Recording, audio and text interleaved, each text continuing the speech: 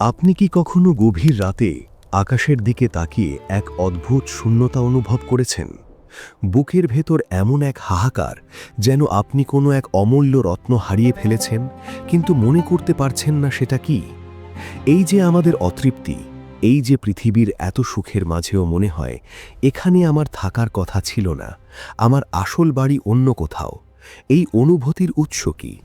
কেন মানুষ সৃষ্টির শুরু থেকেই এক অদৃশ্য শত্রুর সাথে লড়াই করে আসছে, যে শত্রু আমাদের রক্তে মিশে আছে, অথচ আমরা তাকে দেখতে পাই না? সৃষ্টির সেই আদিম মুহূর্তটিতে কি ঘটেছিল, যা আজ হাজার বছর পরও আপনার জীবনের প্রতিটি সিদ্ধান্তকে প্রভাবিত করছে? আজ আমরা সেই মহাজাগতিক ইতিহাসের পাতা উল্টাবো, যেখানে লেখা আছে আমাদের অস্তিত্বের রহস্য, আমাদের আদি পিতার ভুল এবং এক চরম ধূর্ত শত্রুর প্রতিজ্ঞা। এটি কেবল একটি গল্প নয়, এটি আপনার, আমার এবং সমগ্র মানবজাতির অস্তিত্বের দলিল। স্বাগতম আমাদের চ্যানেল আখিরাতের পথে, যেখানে আমরা হারানো সেই সত্যের সন্ধানে যাত্রা শুরু করি। সৃষ্টির পূর্বের মহাজাগতিক নীরবতা ও ফেরেশতাদের প্রশ্ন। কল্পনা করুন এমন এক সময়ের কথা, যখন এই মহাবিশ্বে মানুষের কোনো অস্তিত্ব ছিল না।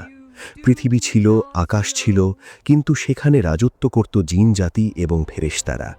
আল্লাহ রাব্বুল আলামিন তখন এক নতুন সৃষ্টির পরিকল্পনা করলেন, এক নতুন প্রতিনিধি, এক নতুন খালিফা। কিন্তু কেন?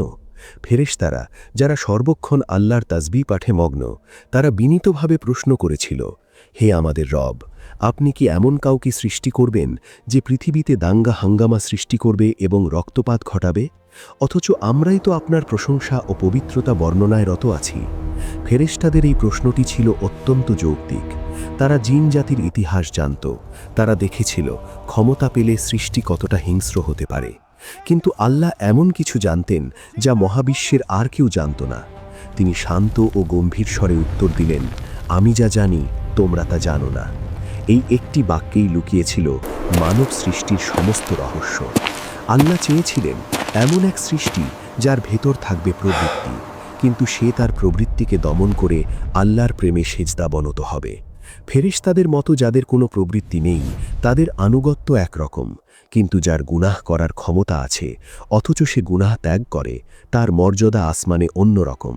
আর এখান থেকেই শুরু হলো এক মহাজাগতিক নাটক, যার প্রধান চরিত্র আজ আপনি। মাটির দেহ ও রুহের ফুঁ। আল্লাহ আদেশ দিলেন পৃথিবী থেকে মাটি সংগ্রহ করার। জিবরাইল ও মিকাইল আলাইহিসসালাম এলেন, কিন্তু পৃথিবী মাটি দিতে চাইল না। শেষে আজরাইল আলাইহিসসালাম কঠোর হস্তে মাটি তুলে নিলেন। পৃথিবীর নানা রঙের, নানা প্রকৃতির মাটি, কোথাও লাল, কোথাও কালো, কোথাও শক্ত, কোথাও নরম। আর তাই আজ আমরা দেখি মানুষের গায়ের রং ভিন্ন, তাদের চরিত্র ভিন্ন, কেউ কঠোর, কেউ কোমল। সেই মাটি দিয়ে আল্লাহ নিজ হাতে আদম আলাইহিসসালামের অবয়ব তৈরি করলেন। ভাবুন সেই দৃশ্যটি, মহান স্রষ্টা তার কুদরতি হাতে মাটির তালকে আকার দিচ্ছেন। প্রথমে এটি ছিল কাদা, তারপর হলো শুকনো ঠনঠনে মাটি, যা টোকা দিলে মাটির কলসের মতো শব্দ হয়। এই মাটির মূর্তিটি জান্নাতে দীর্ঘদিন পড়েছিল নিথর, প্রাণহীন অবস্থায়। ফেরেশতারা পাশ দিয়ে যাওয়ার সময় অবাক হয়ে তাকাত, কিন্তু একজন ছিল যে এই নতুন সৃষ্টিকে দেখে হিংসায় জ্বলে পুড়ে যাচ্ছিল। সে হলো ইবলিস। তখন সে জিনদের মধ্যে এক বড় আবেদ, ফেরেশতাদের সাথে মিলে ইবাদত করত, আকাশের উচ্চ মাকামে তার অবস্থান ছিল। সে আদমের মাটির দেহের চারপাশে ঘুরত, তার পেটের ভিতর দিয়ে ঢুকে আবার বের হয়ে আসত, এবং তার ছিল্লের সাথে বলতো, এ তো এক ফাঁপা সৃষ্টি, এর কোনো স্থায়িত্ব নেই। যদি আমাকে এর উপর কর্তৃত্ব দেওয়া হয়, তবে আমি একে ধ্বংস করে দেব। ইবলিসের এই অহংকার তখনও প্রকাশ পায়নি, কিন্তু তার অন্তরে বিষাক্ত বীজ রোপিত হয়ে গিয়েছিল। সে বুঝতে পারছিল না আল্লাহ কেন আগুনের তৈরি শক্তিশালী জিনকে বাদ দিয়ে এই তুচ্ছ মাটির দলা নিয়ে এত পরিকল্পনা করছেন। অবশেষে সেই মাহেন্দ্রক্ষণ উপস্থিত হল। আল্লাহ সেই মাটির দেহে রূহ ফুঁক দিলেন। রূহ যখন মাথার দিক দিয়ে প্রবেশ করল, আদমের চোখ খুলে গেল। তিনি দেখলেন জান্নাতের অপরূপ সৌন্দর্য।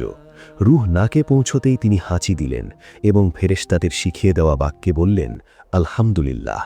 আল্লাহ উত্তর দিলেন, ইয়ারহামুকাল্লাহ, তোমার রব তোমার উপর রহম করুন। সৃষ্টির প্রথম মুহূর্তেই আল্লাহ জানিয়ে দিলেন, এই মানুষ সৃষ্টির মূল ভিত্তি হল রহমত বা দয়া।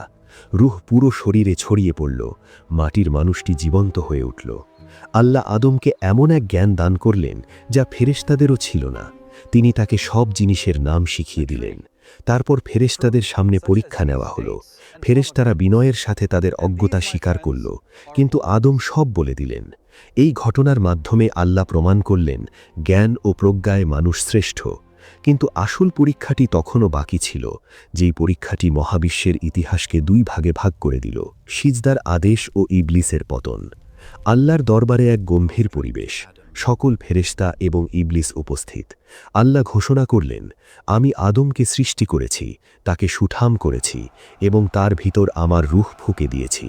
সুতরাং তোমরা সবাই তার সম্মানে সিজদায় লুটিয়ে পড়ো। এটি ছিল চূড়ান্ত আদেশ। এটি কোনো ইবাদতের সিজদা ছিল না, এটি ছিল সম্মানের সিজদা এবং সর্বোপরি আল্লাহর হুকুম পালনের পরীক্ষা। মুহূর্তের মধ্যে কোটি কোটি ফেরেশতা একসুজে সিজদায় লুটিয়ে পড়ল। জান্নাতের সেই পবিত্র ভূমিতে এক অপূর্ভূত দৃশ্য। কিন্তু একজন দাঁড়িয়ে রইল, সিজদা করল না। সে হল ইবলিস। তার চোখে ছিল ঘৃণা, শরীরে ছিল আগুনের দম্ভ। আল্লাহ তাকে প্রশ্ন করলেন, অথচ তিনি জানতেন তার অন্তরের খবর। হে ইবলিস, কিসে তোমাকে বাধা দিল তাকে সিজদা করতে, যাকে আমি নিজ হাতে সৃষ্টি করেছি? তুমি কি অহংকার করলে, নাকি তুমি উচ্চপদস্থ কেউ? ইবলিসের উত্তরটি ছিল ইতিহাসের সবচেয়ে বড় ধৃষ্টতা। সে বলল, আমি তার চেয়ে শ্রেষ্ঠ। আপনি আমাকে সৃষ্টি করেছেন আগুন থেকে, আর তাকে সৃষ্টি করেছেন মাটি থেকে। আগুনের ধর্ম ঊর্ধ্বগামী হওয়া, আর মাটির ধর্ম নিচে পড়ে থাকা, এই ছিল তার যুক্তি। কিন্তু সে ভুলে গিয়েছিল, আগুনের কাজ জ্বালিয়ে ছাই করা, আর মাটির কাজ ফসল ফলানো, জীবন ধারণ করা। এই তার যুক্তি ছিল কিয়াস, বা নিজের বুদ্ধিকে আল্লাহর আদেশের উপর স্থান দেওয়া। আল্লাহ তার এই অহংকার বরদাস্ত করলেন না। তিনি বললেন, বের হয়ে যায় এখান থেকে, নিশ্চয়ই তুই বিতাড়িত, আর কিয়ামত পর্যন্ত তোর উপর আমার লানত রইল। এক মুহূর্তের অহংকার হাজার বছরের ইবাদতকে ধ্বংস করে দিল। ইবলিস আজাজিল থেকে শয়তানে পরিণত হল। তার সুন্দর চেহারা কুৎসিত হয়ে গেল। কিন্তু যাওয়ার আগে সে আল্লাহর কাছে একটা ভয়ানক আবদার করে বসল। সে বলল, হে আমার রব, আমাকে পুনরুত্থান দিবস পর্যন্ত সময় দিন। আল্লাহ তাকে সময় দিলেন। তখন ইবলিস চ্যালেঞ্জ ছুড়ে দিল, আপনার কসম, আমি এদের সবাইকে পথভ্রষ্ট করব। আমি তাদের সামনে, পিছনে, ডানে বামে থেকে আসব, আর আপনি তাদের অধিকাংশকেই কৃতজ্ঞ পাবেন না। জান্নাতের জীবন ও একাকিত্ব। ইবলিস বিতাড়িত হল। আদম আলাইহিসসালাম জান্নাতে বসবাস শুরু করলেন। জান্নাতের অফুরন্ত নিয়ামত, সুখ, শান্তি সবই ছিল তার জন্য। কোনো ক্ষুধা নেই, ক্লান্তি নেই, বার্ধক্য নেই। কিন্তু এত কিছুর মাঝেও আদম আলাইহিসসালাম একাকিত্ব অনুভব করতে লাগলেন। তার মতো দেখতে, তার মনের ভাব প্রকাশ করার মতো কেউ ছিল না। আল্লাহ তো জানেন মানুষের মনের খবর। একদিন আদম আলাইহিসসালাম ঘুমিয়েছিলেন। ঘুম থেকে জেগে দেখলেন তার পাশে বসে আছে এক অপরূপ মানবী, হাওয়া আলাইহিসসালাম। আদমের পাঁজরের হাড় থেকে আল্লাহ তাকে সৃষ্টি করেছেন, যাতে তিনি তার কাছে প্রশান্তি পান। আদম আলাইহিসসালাম জিজ্ঞেস করলেন, তুমি কে? তিনি উত্তর দিলেন, আমি নারী। কেন সৃষ্টি করা হয়েছে তোমাকে? তিনি বললেন, যাতে তুমি আমার কাছে প্রশান্তি লাভ করো। মানব ইতিহাসের প্রথম ভালোবাসা, প্রথম দম্পতি। জান্নাতের জীবন পূর্ণতা পেল। আল্লাহ তাদের বললেন, হে আদম, তুমিও তোমার স্ত্রী জান্নাতে বসবাস করো এবং যা ইচ্ছা, যেখান থেকে ইচ্ছা আহার করো। কিন্তু সাবধান, এই একটি গাছের কাছেও যেও না। যদি যাও, তবে তোমরা জালিমদের অন্তর্ভুক্ত। শয়তানের ফাঁদ ও প্রতারণা। জান্নাত ছিল বিশাল, কোটি কোটি গাছ, অগণিত ফলের সমাহার। মাত্র একটি গাছ নিষিদ্ধ। কিন্তু শয়তান জানত, মানুষের মন স্বভাবতই নিষিদ্ধ জিনিসের প্রতি কৌতূহলী হয়। ইবলিস তখন জান্নাতের বাইরে, কিন্তু তার ওয়াসওয়াসা বা কুমন্ত্রণা পৌঁছানোর ক্ষমতা ছিল। সে সরাসরি এসে বলল না যে তোমরা আল্লাহর অবাধ্য হও। শয়তান কখনো শুরুতে পাপকে পাপ হিসাবে দেখায় না। সে পাপকে সাজিয়ে গুছিয়ে লাভজনক প্যাকেজে উপস্থাপন করে। সে আদম ও হাওয়া আলাইহির কাছে এলো এক হিতাকাঙ্ক্ষী বন্ধুর বেশে। সে বলল, তোমরা কি জানো কেন তোমাদের রব এই গাছের ফল খেতে নিষেধ করেছেন? কারণ এটি খেলে তোমরা ফেরেশতা হয়ে যাবে, অথবা তোমরা চিরঞ্জীব হয়ে যাবে। তোমরা কি চাও না অনন্তকাল এখানে থাকতে? চাও না এমন রাজত্ব যা কখনো ক্ষয় হবে না? মানুষের আদিম দুর্বলতা, মৃত্যু ভয় আর চিরস্থায়ী ক্ষমতার লোভ। ইবলিস ঠিক সেই দুর্বল জায়গাতেই আঘাত করল। সে আল্লাহর নামে কসম খেয়ে বলল, আমি তোমাদের শুভাকাঙ্ক্ষী। আদম আলাইহি ও হাওয়া আলাইহি সরল মনে বিশ্বাস করলেন। তারা ভাবতেই পারেননি যে কেউ আল্লাহর নামে মিথ্যা কসম খেতে পারে। তাদের মনে হলো হয়তো আল্লাহ প্রথমে নিষেধ করেছিলেন, কিন্তু এখন হয়তো পরিস্থিতি ভিন্ন। এই যে সংশয়, এই যে আল্লাহর আদেশের উপর নিজের যুক্তি বা অন্যের প্ররোচনাকে স্থান দেওয়া, এটাই ছিল পরীক্ষার মূল বিষয়। ইবলিস ধীরে ধীরে তাদের সেই গাছের নিকটবর্তী করল, যে গাছের কাছে যাওয়া নিষেধ ছিল। তারা তার সামনে দাঁড়িয়ে রইলেন। ফলের সুঘ্রাণ, শয়তানের প্ররোচনা আর অমরত্বের হাতছানি সব মিলে এক ধোঁয়াশা তৈরি হলো। সত্য যখন মিথ্যার মতো লাগে এবং মিথ্যা যখন সত্যের মতো মনে হয়, তখন ঈমান ধরে রাখা সবচেয়ে কঠিন। আদম আলাইহি সেই মুহূর্তের জন্য ভুলে গেলেন আল্লাহর সতর্কবাণী। তিনি হাত বাড়ালেন, হাওয়া আলাইহিও সাথে ছিলেন। সেই নিষিদ্ধ ফলটি ছিঁড়ে মুখে দিলেন। পতন ও অনুশোচনা। ফলটি গলায় নামার সাথে সাথেই মহাজাগতিক পরিবর্তন ঘটে গেল। জান্নাতের সেই পবিত্র পোশাক, যা নূর বা আলোর তৈরি ছিল, তা খসে পড়তে লাগল। হঠাৎ তারা নিজেদের উলঙ্গ অবস্থায় আবিষ্কার করলেন। কি লজ্জা, কি অপমান! তারা জান্নাতের গাছের পাতা ছিঁড়ে নিজেদের শরীর ঢাকতে শুরু করলেন। দৌড়াদৌড়ি শুরু হয়ে গেল। এক অসহনীয় লজ্জা তাদের গ্রাস করল।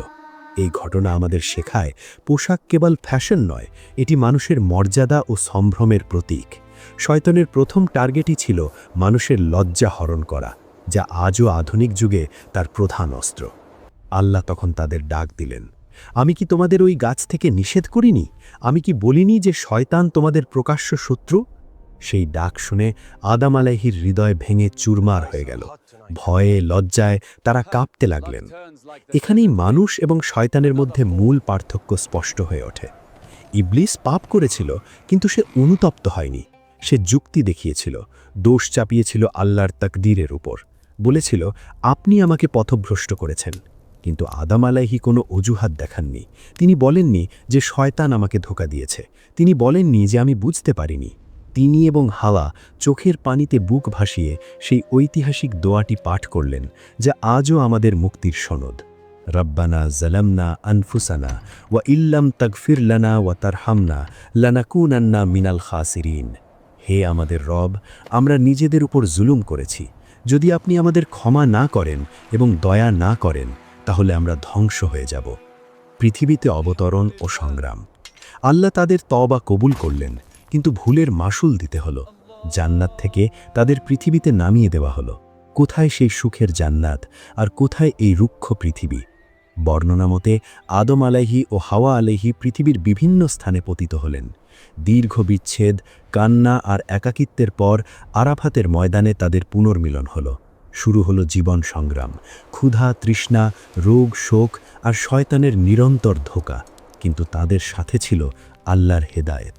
আল্লাহ বললেন, আমার পক্ষ থেকে যখনই কোনো হেদায়েত আসবে, যারা তা অনুসরণ করবে, তাদের কোনো ভয় নেই, তারা চিন্তিত হবে না। এই পৃথিবীটা আসলে আমাদের কাছে একটা ট্রানজিট পয়েন্ট, একটা পরীক্ষাগার। আমরা এখানে স্থায়ী হতে আসিনি, আমরা এসেছি হারানো সেই জান্নাত পুনরুদ্ধার করতে। গল্পের ক্লাইম্যাক্স ও শিক্ষা দ্বিতীয় অংশের শুরু। প্রিয় দর্শক, এতক্ষণ আমরা শুনছিলাম আদিম এক ইতিহাসের কথা, কিন্তু আপনি কি ভেবেছেন এই গল্পটি আসলে আপনারই গল্প? প্রতিদিন, প্রতি মুহূর্তে আমাদের সামনে সেই নিষিদ্ধ গাছ আসে, কখনো সুদের টাকার রূপে, কখনো হারাম সম্পর্কের রূপে, কখনো অহংকারের বেশে। ইবলিস আজও আমাদের কানে ফিসফিস করে বলে, একটু করো, কেউ দেখবে না, এতেই তোমার সুখ, এতেই তোমার ক্যারিয়ার। সে আজও আমাদের উলঙ্গ করতে চায়, শারীরিকভাবে এবং ঈমানীভাবে। আদম আলাইহির ঘটনা কোনো রূপকথা নয়, এটি একটি সতর্কবার্তা। আমরা যখন পাপ করি, তখন আসলে আমরা আমাদের আদি পিতার মতো ভুল করি। কিন্তু পাপের পর আমরা কার আচরণ অনুকরণ করি? আদমের নাকি ইবলিসের? যদি পাপের পর অজুহাত দেখাই, বলি সমাজ এমন তাই করেছি, বা পরিস্থিতি আমাকে বাধ্য করেছে, তাহলে আমরা ইবলিসের পদাঙ্ক অনুসরণ করছি। আর যদি পাপের পর লজ্জিত হই, চোখের পানি ফেলি এবং বলি, হে আল্লাহ, আমি ভুল করেছি, আমাকে ক্ষমা করো, তাহলে আমরা আমাদের পিতা আদমের সন্তান। আল্লাহ আদম আলাইহিকে শিখিয়ে গিয়েছেন যে পাপের চেয়ে তওবা অনেক বেশি শক্তিশালী। শয়তান চায় আমরা নিরাশ হয়ে যাই, ভাবি যে এত পাপ করেছি, আল্লাহ কি আর মাফ করবেন? কিন্তু আল্লাহ বলেন, হে আমার বান্দারা, যারা নিজেদের উপর জুলুম করেছ, আল্লাহর রহমত থেকে নিরাশ হয়ো না। নিশ্চয়ই আল্লাহ সমস্ত গুনহা মাফ করে দেন।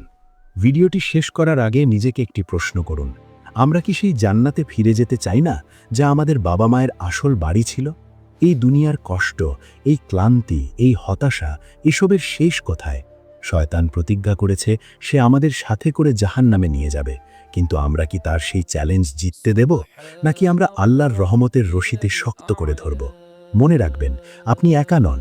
আপনার প্রতিটি সিজদা, আপনার প্রতিটি আস্তাগফিরুল্লাহ শয়তানের মুখে এক একটি চপেটাঘাত।